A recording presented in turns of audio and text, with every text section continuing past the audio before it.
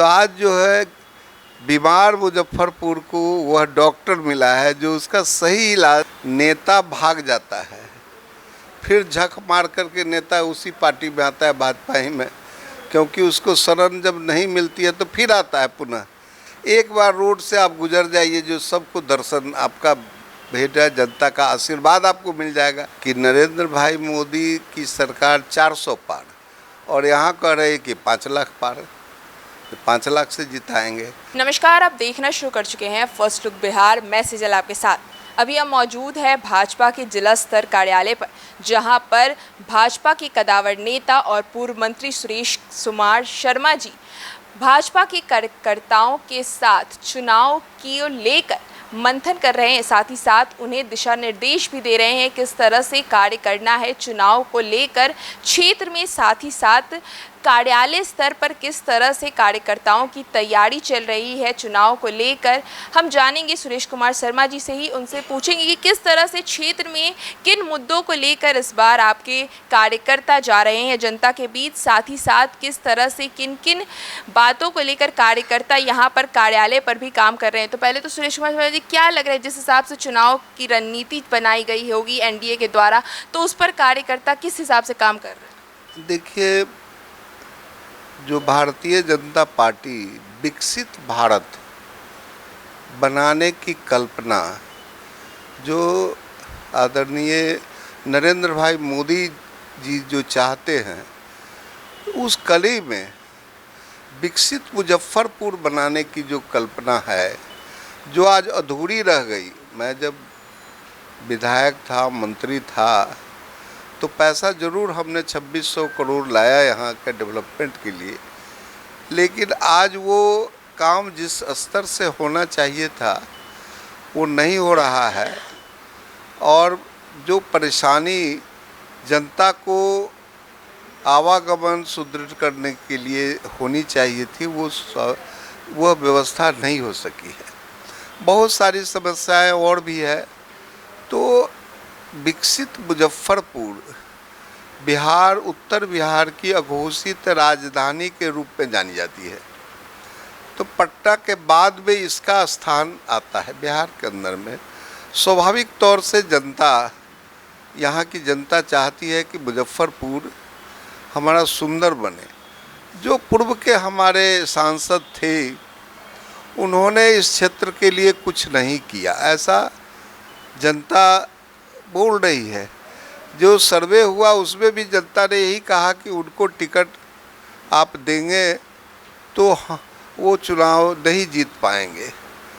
तो पार्टी ने उस पर विचार विमर्श करके, राष्ट्रीय और प्रदेश के लोगों ने विचार विमर्श करके राजभूषण निषाद जी, जो एक पढ़े लिखे डॉक्टर हैं और भारतीय जनता पार्टी में प्रदेश के उपाध्यक्ष भी हैं, तो उनको यहाँ चुनाव लड़ने के लिए उनको टिकट दिया है। तो अभी तक राजभूषण जी किन किन क्षेत्रों का दौरा कर चुके हैं और किन मुद्दों को लेकर वो जा रहे हैं जनता के बीच, और उनसे मतलब जितने भी क्षेत्रों का उन्होंने अभी तक दौरा किया, तो वहाँ से कैसा रिस्पांस मिल रहा है जनता की ओर से? देखिए, मुजफ्फरपुर के आप मुजफ्फरपुर विधानसभा कार्यालय में आप बैठी हुई हैं।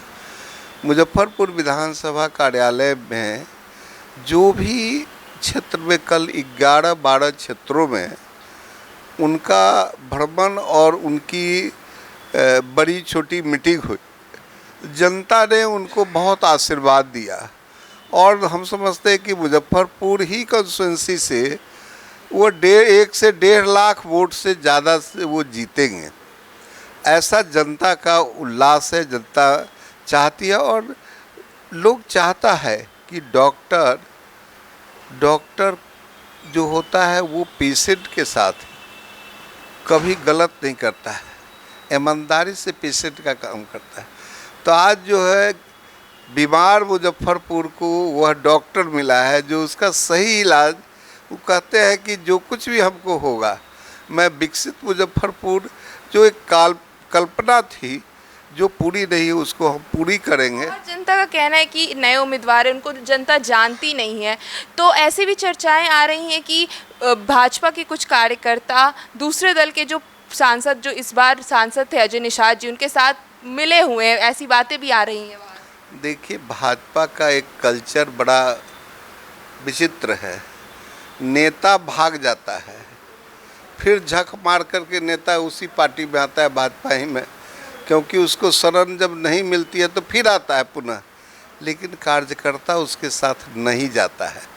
2-3 दिन तक कार्यकर्ता जो उससे जुड़े रहते हैं, लेकिन चुनाव का जब गति है, जब तो एक भी कार्यकर्ता हमें इस पार्टी का जनसंघ के स्थाप तो आपके कार्यकर्ता दूसरे दल के नामांकन में भी गए थे और जिसके बाद जिलाध्यक्ष ने शोकॉज भी किया था, तो उसको लेकर क्या कार्यकर्ताओं में एक मेल नहीं है भाजपा में? देखिए, अगर कोई नामांकन हो रहा है मार्केट के अंदर में, कचहरी के अंदर में, और वह आदमी अपने काम से वहाँ पर खड़ा है और उसको किसी ने साजिश के तहत पकड़ करके फ़ोटो वायरल कर दिया, लेकिन उसने तो जवाब दे दिया कि भाई हम दिल से भाजपाई हैं, हम भाजपा के एक मंडल के अध्यक्ष हैं। अध्यक्ष ने शोकॉज भी तो किया था उसके बाद। देखिए, शोकॉज इसलिए होता है कि अगला कोई इस तरह का गलतफहमी में भी न फंसे, इसलिए शोकॉज स्वाभाविक है। लेकिन वो शोकॉज ख़त्म हो गया और वो बात जो है जहाँ की थी वह बात समाप्त हो गई, इसमें कोई अर्थ नहीं। अच्छा, इस बार नरेंद्र मोदी पहली बार बिहार में रोड शो कर रहे हैं। इससे पहले अभी तक 2 चुनाव हो चुका है, अभी तक ऐसा ज़रूरत नहीं पड़ा। तो क्या लग रहा है, बिहार में एनडीए कहीं ना कहीं कमज़ोर पड़ती नज़र आ रही है कि नरेंद्र मोदी ने इस बार फैसला किया है बिहार में शो कॉज करने का? नहीं, केवल बिहार में ही नहीं, कई एक स्टेट में उन्होंने अपना रोड शो किया। लेकिन बिहार में पहली बार रोड शो कर रहे हैं। नहीं, बहुत जगह पहली बार कर रहे हैं, क्योंकि जब जनता कहती है कि साहब आपको देखना लोग चाह रहा है, तो आप कहाँ कहाँ जाइएगा, कैसे कीजिएगा। एक बार रोड से आप गुजर जाइए, जो सबको दर्शन आपका भेंट है, जनता का आशीर्वाद आपको मिल जाएगा और जनता आपको देख लेगी।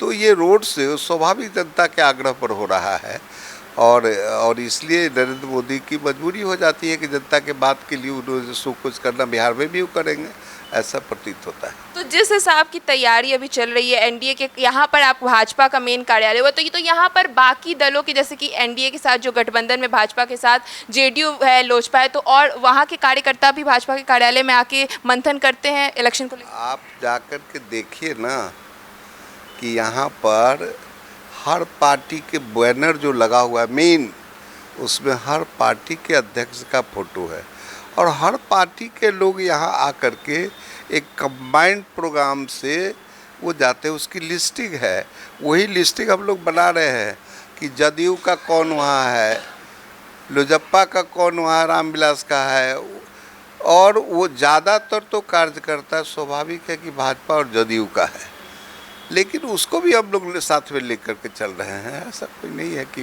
तो जितने भी घटक दल है सभी मिलकर यहाँ पर कार्यालय स्तर पर कार्य कर। अच्छा, कोई जनता कार्यालय में आती है किसी भी मुद्दे को लेकर, तो उनको कैसे रिस्पांस दिया जा रहा है कार्यालय को? यह सुरेश शर्मा का यह कार्यालय आज नहीं है, यह 10 साल 15 साल से है। यहाँ कोई भी आदमी आता है तो उसके मुद्दे का, उसकी समस्या का समाधान हो ही जाता है। 90% हम लोग करते हैं और आज भी वही काम कर रहे हैं।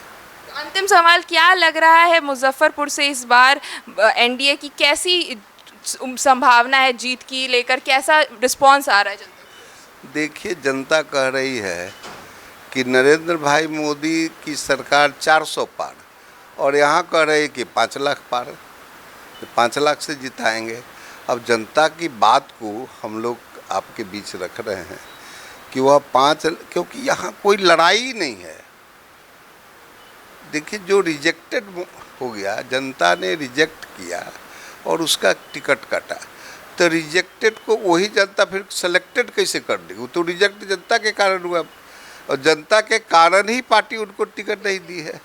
तो रिजेक्टेड बाद सेलेक्टेड कैसे हो जाएगा, ये तो आप खुद ही सोच सकते हैं। तो जैसा कि हमने बात किया सुरेश कुमार शर्मा से और आपको बताया किस तरह से उनका कहना है कि जनता ने जिसे रिजेक्ट किया है इसलिए भाजपा ने इस बार अजय निषाद का टिकट काटा है और इस बार उनका पूरा जनता के हिसाब से जिस हिसाब का उनका रिस्पांस देखकर उन्हें लगता है कि इस बार जनता 5 लाख पार यहाँ पर करेगी। तो आपको बात की और दिखाया कि किस तरह से एनडीए के कार्यालय में किस तरह से काम चल रहा है, इलेक्शन को लेकर किस तरह से मंथन किया जा रहा है। तो इस खबर में बस इतना ही और खबरों के लिए बने रहिए हमारे साथ। हमारे फेसबुक चैनल को लाइक कीजिए, हमारे यूट्यूब चैनल को सब्सक्राइब कीजिए। धन्यवाद।